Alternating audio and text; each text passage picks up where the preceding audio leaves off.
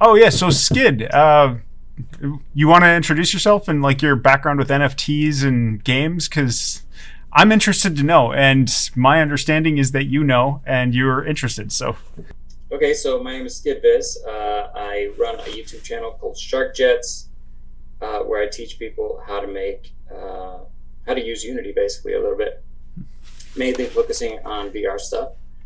Um, and I have been dealing with, crypto, buying it basically for many years. And then I learned about the Ethereum virtual network just a few months ago, and I've just been like headfirst into it and trying to figure out what people are doing with NFTs. Why are they spending millions of dollars for a JPEG, stuff like that? And I've found that it's a very polarizing subject. You mentioned NFTs, you'll get one of two responses. People will say it's the end of the world, or people will say it's amazing. So I'm trying to help people see the amazing part of it and kind of reduce the fears that people have about the end of the world. okay, so can you explain what it is? Because I mean, like I've been following cryptocurrency for a very small amount. I haven't purchased anything. I've got some basic ideas of what it is, but I never really saw. I don't really understand NFTs so much, especially not why they're valuable. You need to make some assumptions that you know what cryptocurrencies are, or that you're at least familiar with blockchains and how they work. And I'm not sure that everyone has that knowledge. But basically, I like to explain the blockchain as a giant journal that is floating in space, and a deity can write to it, but no one else can, right? And no one can change what's written on it. It's basically it's a permanent journal, and it's open so everyone can see it. And that's the benefit of a blockchain, is that it's immutable. Like once something's in it, it's in it forever. And that's where NFTs are getting their value. It's an NFT is no more than an entry in that journal, that represents that this person has whatever is being assigned in that journal. So, for instance, say the journal had houses, right? Like you buy the house, they put your name in this journal saying, "Hey, Dan owns this house on 123 West Lane Avenue," or whatever. So now everyone can see, yeah, Dan owns this house. It's his house, right? If somebody comes over and says, "No, that's my house," you just look at the book and say, "No, that's Dan's house." There's this journal that everyone trusts because it can't be edited. You can't go in there and just scribble out Dan's name and put Mike's name in there. It has to show a transaction saying Dan now says that this house belongs to someone else. And that's what's happening with an NFT. Is you have right now currently it's artwork that people are selling, right? Like a picture, and they're saying this picture belongs to this address, right? Because with the blockchain, you don't actually put someone's name, you put like their wallet address.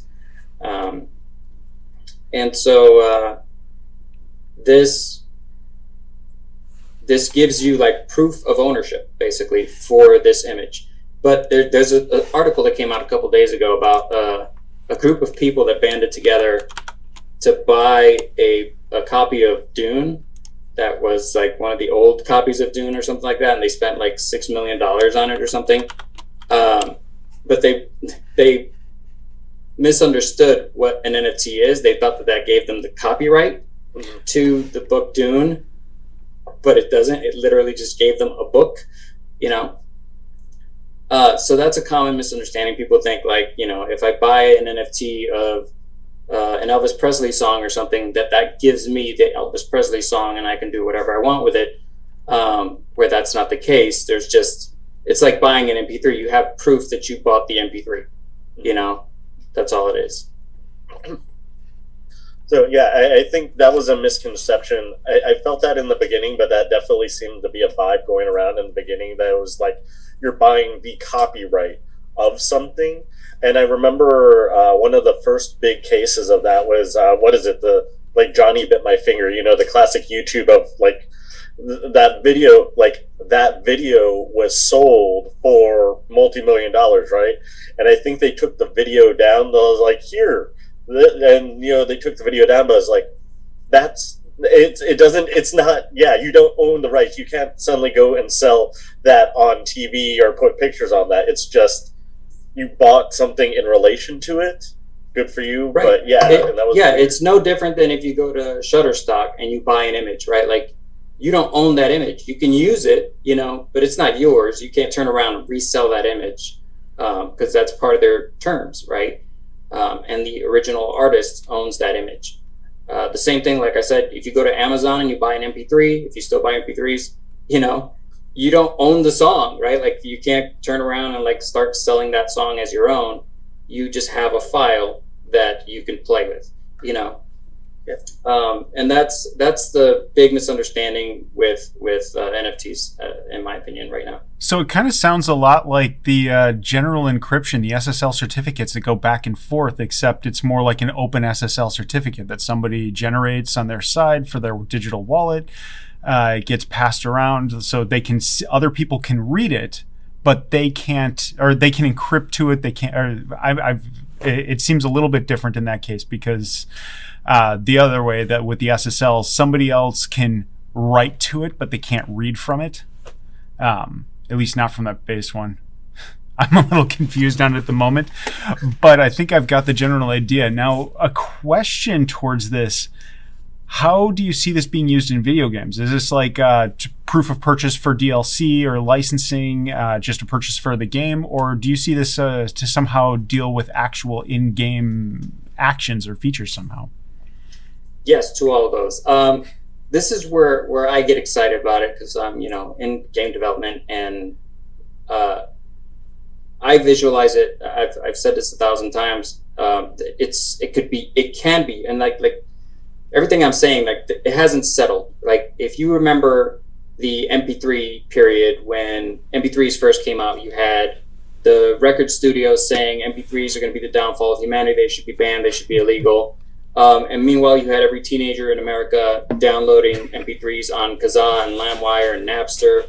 And there was a lot of crime happening and out in the open, and everyone was okay with it, and except for the record studios.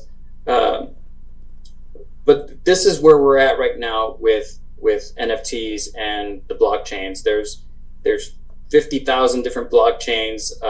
Everyone's trying to come out with a better one than the last one. This one has to have more speed. This one has to have lower fees. All these different things that everyone's targeting. And there's no Spotify yet, right? We're not at that point where we've all agreed this is the best one, you know, or most of us have agreed. I mean, there's still YouTube Music and Apple and Tidal and all those, but there's not Napster and LimeWire anymore. Like, those things are gone. And so we've all kind of agreed that there are some big players, and we haven't gotten to that point in the blockchain space. So everything I say is just my dream, right? Like, it hasn't happened yet. There are some companies doing it, but nothing has been standardized yet. Nobody has agreed, or we haven't all agreed that this is how it should be. But when it comes to the way I see it, it should be, I like to call it like a living achievement system, right? I like to give the example, like, imagine when you were a kid, you played one of the old Zelda games, Link to the Past, or maybe the first Zelda, you know, on a Nintendo. And when you beat it, Nintendo made an entry into this public journal that said, hey, Dan has beat Zelda, right? And that's your achievement. Like, you have achievements in Xbox and PlayStation, but they're meaningless. You just do it to be a completionist, but you can't do anything with that. So what if these achievements were public and decentralized? Nobody owned them. Nobody can shut them off. They exist forever. So you beat that first Zelda game way back 35 years ago, and today you go ahead and you open up Assassin's Creed, you know, and you start playing Assassin's Creed for the first time, and it checks this public ledger, and it says, hey, this player has beat Zelda. So to reward them, even though it's a different company, a different game, 35 years ago, we're going to give you a special sword in this game. So now you start off with what's called the Master Sword, and it may not be stronger than any other sword, but it's kind of like a cosmetic. And you're like, hey, I have this for doing something 35 years ago, on a different system, on a different game. And that's what I see it as. It's just like, if you've seen Ready Player One, the main character has like a DeLorean. Like imagine you were playing Need for Speed, and when you beat Need for Speed, you unlock the DeLorean. So now in any racing game you play, you can use the DeLorean, like that kind of stuff. This is from DarkCat0124. I'll just drag it up here. Do you think the blockchain craze is here to stay, or is it something that may be more of a passing thing?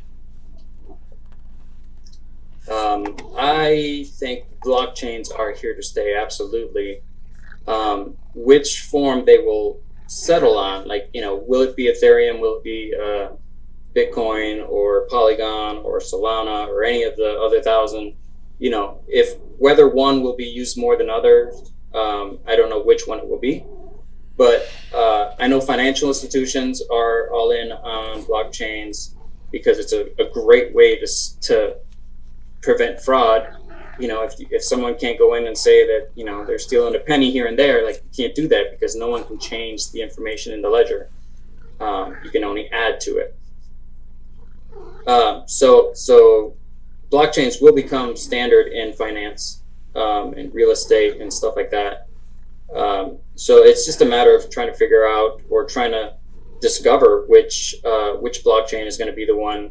Or it might be multiple blockchains. Like there might be a specific blockchain used by banks and a specific blockchain used by gaming. Like who knows? But blockchains themselves are not going to go away.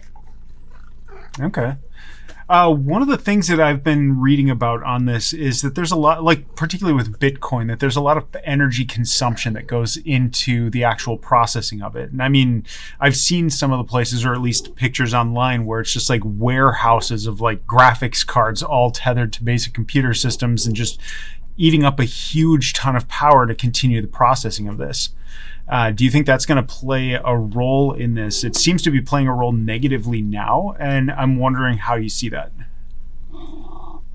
That's a problem that I think is being blown out of proportion as far as NFTs, right? Now, Bitcoin doesn't enter this conversation. Bitcoin is a cryptocurrency. It has monetary value. It doesn't do NFTs. It has very limited smart contracts. It's mainly used as an exchange of value. We're not talking about Bitcoin. We're talking about Ethereum, Polygon, Solana. All these other blockchains have or will address the power consumption issue. Most of them don't even factor into it. Ethereum still does, but at some point this year they will switch over and stop with that power consumption issue. So that's a non-issue as far as I'm concerned. Most of the newer blockchains that we're talking about don't consume the power that Bitcoin does. And Bitcoin is stubborn. They're not going to change their ways, but everybody else realizes it's a problem, and so they're addressing it. Would you mind clarifying that? Because that's interesting. What makes I understand the power consumption behind Bitcoin. What makes like Ethereum and everything different in that regard? Sure. I was trying to avoid going into the weeds, but, and of course I would drag you there. Yeah, of course. But there's two things that you'll read about or see discussed, and that's what's causing this power drain, right? There's what's called proof of work and proof of stake. And so Bitcoin is proof of work, right? That means that a lot of people need to have their video cards trying to solve this weird mathematical problem to prove that the currency is valid, that the transaction is valid, right? It's like this. It's a game, basically. There's a transaction tries to go through. Bob tries to give Marsha 1 Bitcoin. 1 million computers on the planet are trying to be the first one to say, yes, I can prove this is real, and they're doing it by solving a mathematical problem. And so that's where this power drain is coming off from. You have a million computers, whatever, trying to solve this problem for this transaction, right? That's an abuse of energy. Like, that's a massive waste of energy. Everyone now is doing what's called proof of stake. And what that means is that basically they have to have the funds locked up before they can be given out. So let's say I want to give you one Ether, right? An Ethereum token or coin or whatever. To give you that, there has to be one being held somewhere. Yeah. Right? It's something that already exists. It is not you are creating it and then doing something with it. Right. So think of it this way. It's like you have a middleman, and the middleman says, I will set aside $10 to prove that Skid can give you $1. Right? And so once you get your $1, then they remove their $10, right? Like, the transaction went through. Like, if I didn't have the dollar to give you, then it's on them to give you one of their $10, and they keep $9, right? So the transaction is guaranteed every time, and since the chance of fraud is like ridiculously low, that's a very safe bet, right? I will always put up my money to guarantee this transaction because I know that fraud is almost impossible. Kind of self-policing in that regard. Right. And then there's fees, right, with every transaction. So if I'm trying to give you $1 and the transaction goes through, the person that staked their $10 will get 50 cents for doing that. Yeah.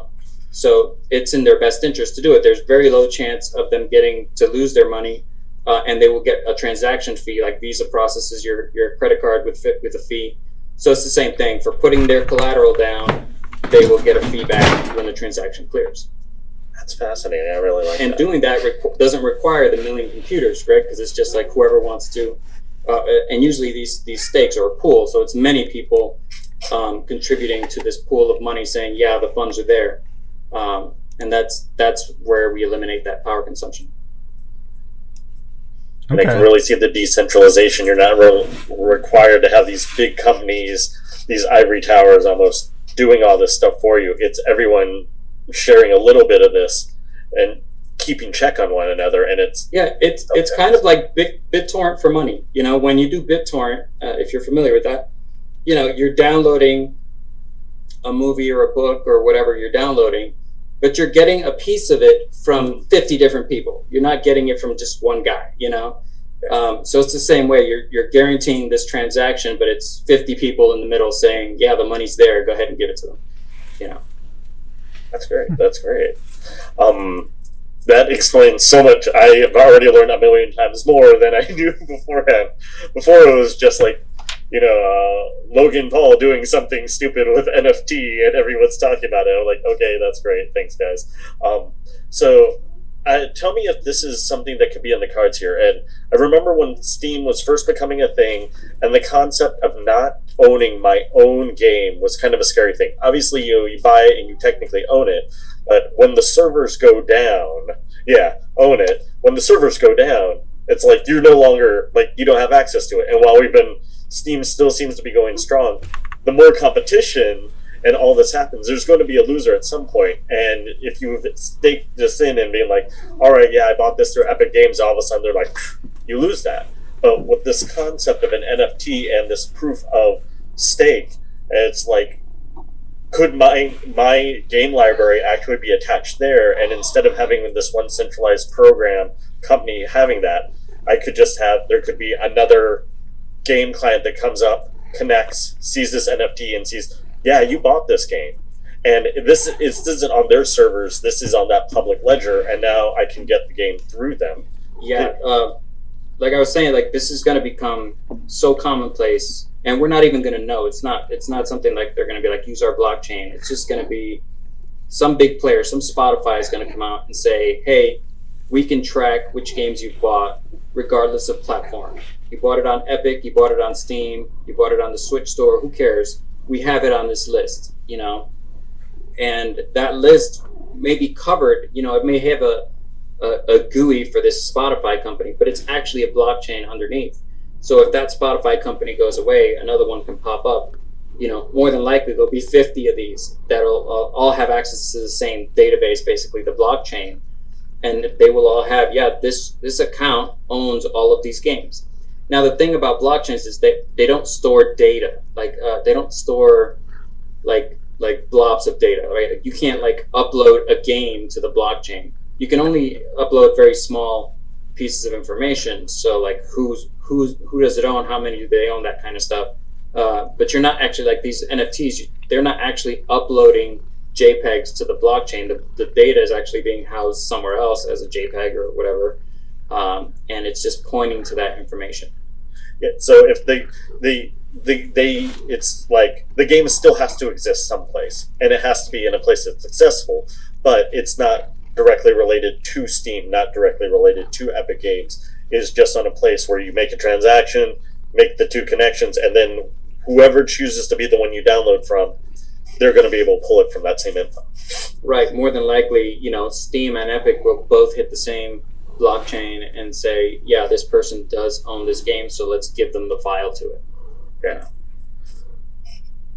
I could certainly see this being used as kind of a proof. Like once you've got StarCraft installed on your machine, then StarCraft would use this to just start it up and say the executable is just free, everyone can download it, but then you still need the NFT license as it is to prove that you actually own the game, that it'll start. Now, is this something that you can imagine, that you could see where every time the game starts, it's going to be doing a check against this, and is there a cost associated with that? And who foots that bill?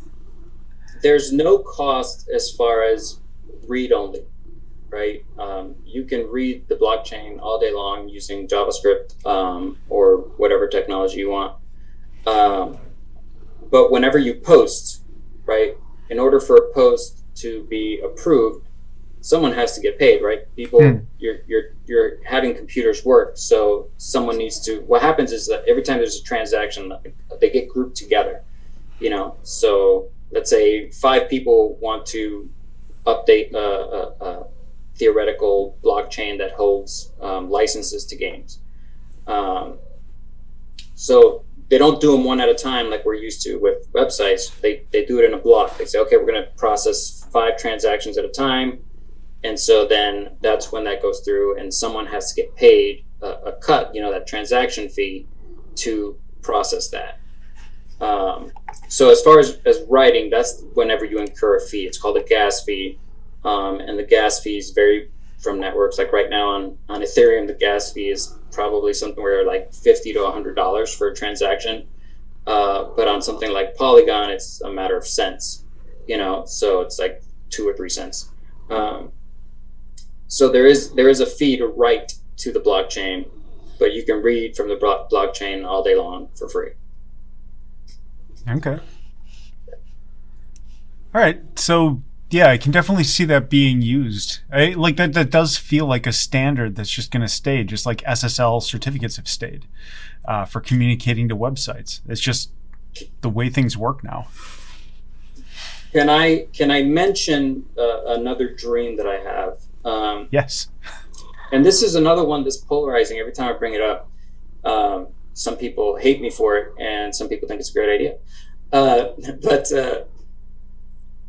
I used to play World of Warcraft back in the day, and I got my characters to level 85 or whatever it was at the time, and I did a lot of grinding, and I had a lot of gold, and I'm not afraid to admit that at some point I wanted more gold than I was willing to grind, right? Because there's other things in life than World of Warcraft. So I would pay someone in China to meet me in the game and give me some of their gold, right? I would send money to a PayPal account, and then I'd get an email saying, meet this person at this point in the game, and they will send you, or they will drop you a bag of gold or whatever. And I've spent a ton of money on World of Warcraft, and I have nothing to show for it. I've spent a ton of money on Destiny, and I have nothing to show for it. I bought cosmetics, I bought weapons, whatever, all these things in game that you buy. and nothing to show for it. I've played many games like this, and I'm like, I wish I had something for the things that I had bought, and I wish I had something for the time I spent,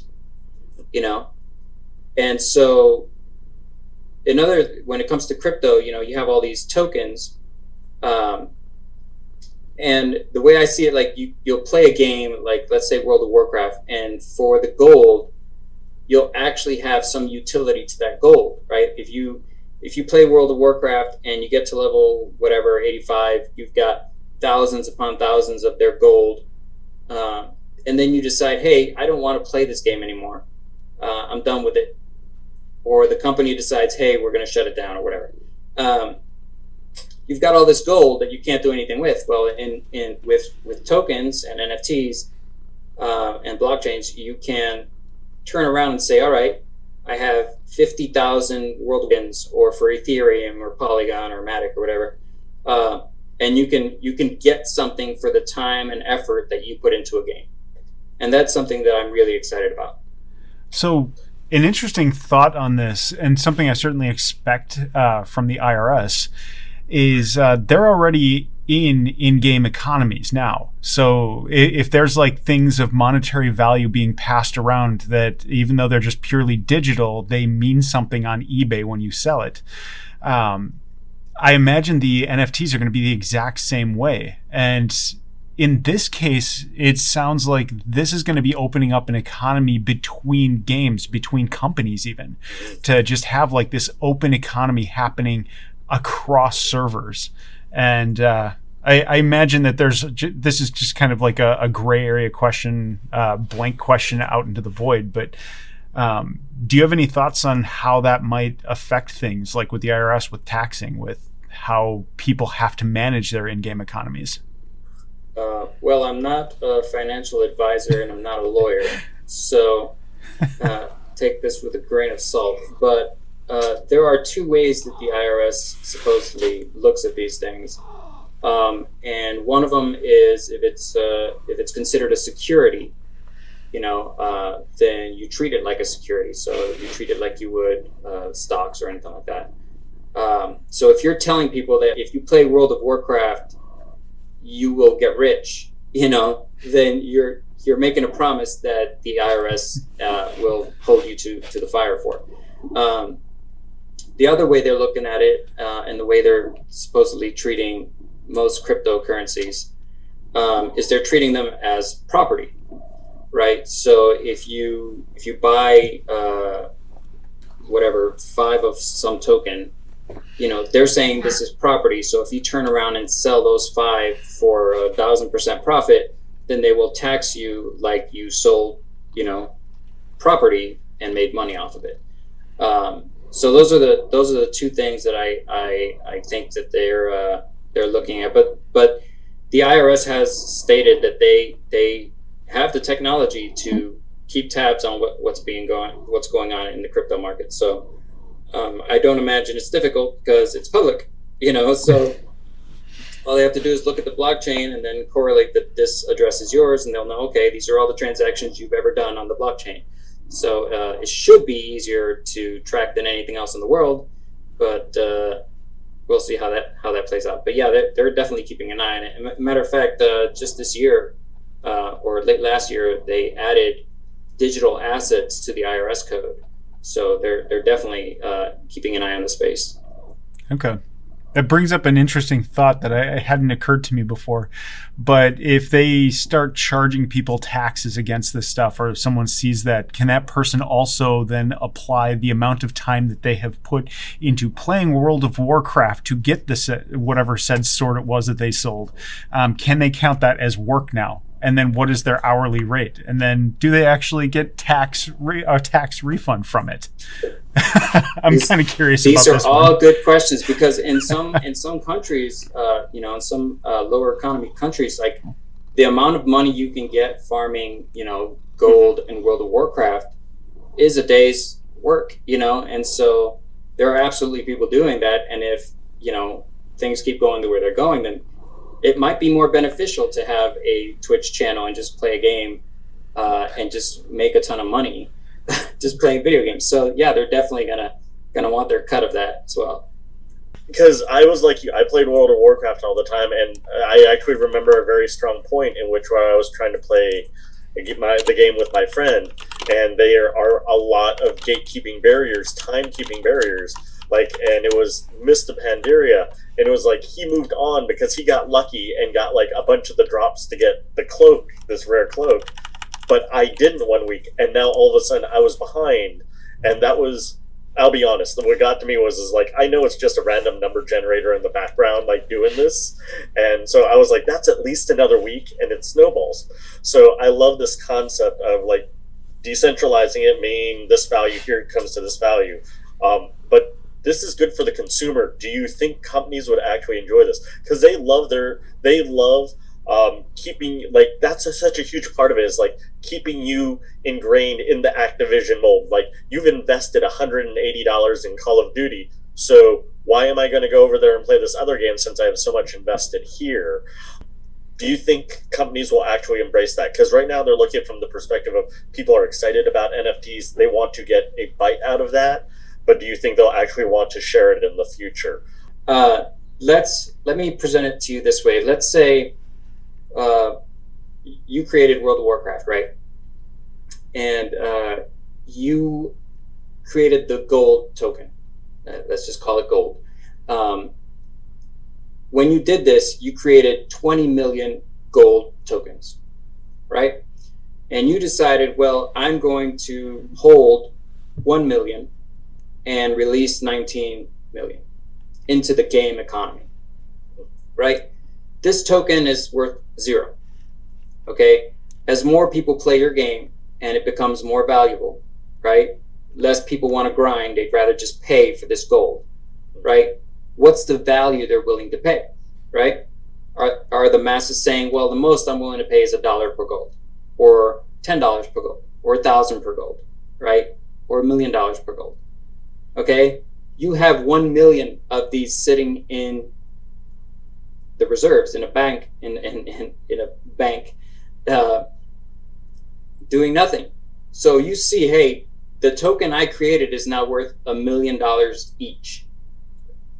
Does that create value? Will you want 1 million for your million gold? You know, like you're profiting. If your token does well, then you're also profiting. Now this creates another thing where you have to watch the economy or the tokenomics of it. You know, whereas if too much of it is being sold, then its value goes down, of course, you know.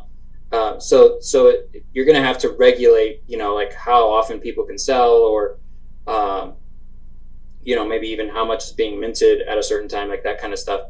But ultimately, if your token does well, the company does well also, because more people want to use it. Yeah, that's definitely a lot of interesting things to take in.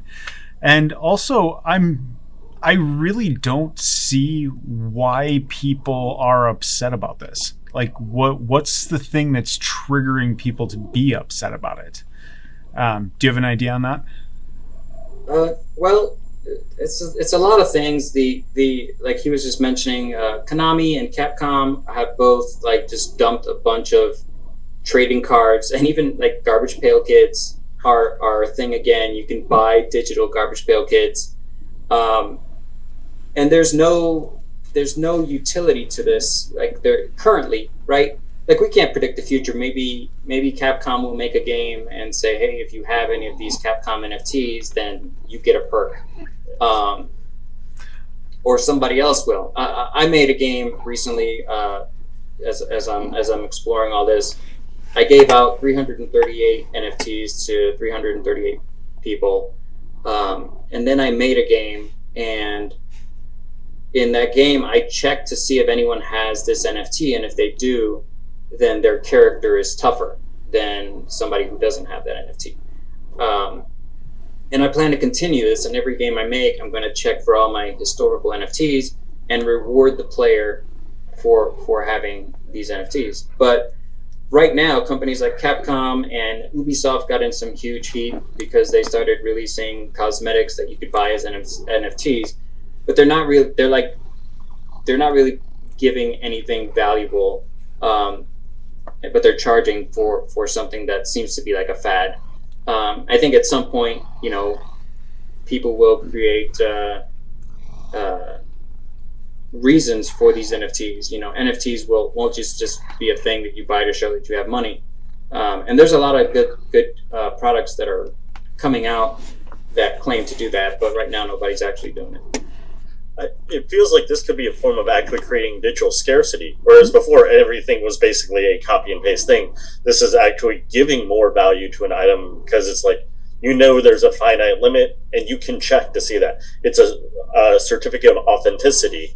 And that should be where, like, for everything that Konami and Capcom and all of them are doing, it seems weird that they're attaching this to a DLC when what they want to do is sell as many of these DLCs as possible, and there's not really scarcity to that. But it's right. It's like you were talking with the World of Warcraft cloak that you wanted or whatever.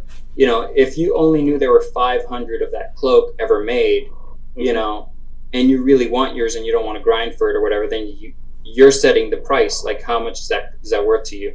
And that there's only 500 of them. They can't make more, so it does have some value to you. That's actually, yeah, like, I feel like in that instance, if I knew I was going for something in which there was a finite limit, and that would have added a lot more importance. But knowing that it is not, it is just a value behind the scenes and that I can't control, that actually decreased my interest in the whole thing. So it feels like companies, if utilizing this properly, could get far more interest. But yeah, we are not there yet. Yeah, so like I said earlier, like, we're still in the Wild West. There's still a lot to be established. People are just trying things, and some of the stuff they're trying is horrible, and some of the stuff is actually pretty decent. And that's why it's so polarizing, because, to some people this is just a money grab, and to some people it's the future. So we need to kind of meet in the middle and figure out how companies can profit and players can profit. That's another thing we didn't even talk about, play to earn. Where you're actually, making money playing the game. We did kind of touch about it, but that's where I see gaming going in the next 5 years. Is you're gonna make money playing games. All right, and Skid, you said that you have your own YouTube channel? Yeah, it's Shark Jets. So youtube.com/SharkJets or SharkJets.com or Shark Jets on Twitter or Instagram or anywhere else. Cool. You staked your claim on that too.